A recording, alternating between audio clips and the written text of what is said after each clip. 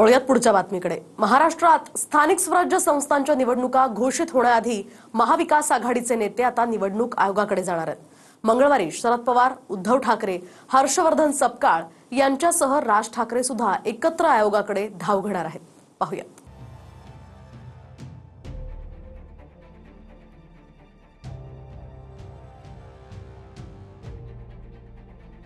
आगामी महापालिका निवडणुकीच्या पार्श्वभूमीवर महाविकास आघाडीचे प्रमुख नेते निवडणूक आयोगाची भेट घेणार आहेत। विशेष म्हणजे शरद पवार, उद्धव ठाकरे, हर्षवर्धन सपकाळ यांच्यासह मनसे अध्यक्ष राज ठाकरेही या शिष्टमंडळात आहेत।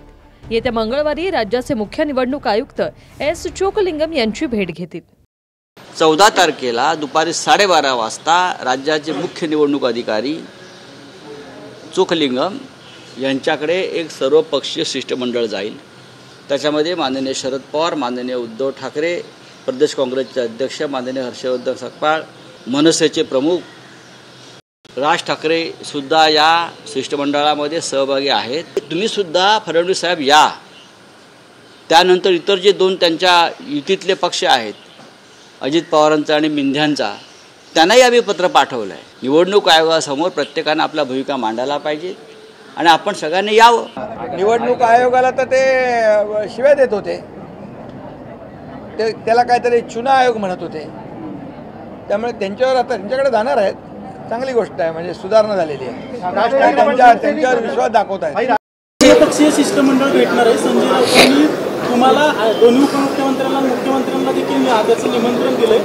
लोकशाही वाचवण्यासाठी सगळ्यांनी एकत्र या, अशा प्रकारचे संजय राऊतांनी सांगितले। 14 तारखेला शिष्टमंडळ भेटणार आहे। ठीक आहे, नोंद घेतली दादा। याला जोडून तुला वाटतं कमी जाईल काय? विधानसभा निवडणुकीत मतदार याद्यांमध्ये घोळ केल्याचा आरोप महाविकास आघाडीसह राज ठाकरेंनीही निवडणूक आयोगावर केला। त्यामुळे मतदार याद्यांसह पारदर्शक निवडणुकीसंदर्भात हे सर्वपक्षीय नेते निवडणूक आयोगापुढे जात आहेत। ठाकरे बंधूंच्या युतीच्या चर्चा असताना मवियाच्या नेत्यांसोबत राज ठाकरेही निवडणूक आयुक्तांची भेट घेणार आहेत। त्यामुळे मनसेचं मविया सोबतही जुळू शकतं का, अशी चर्चा आहे। Bureau report, TV9 Marathi.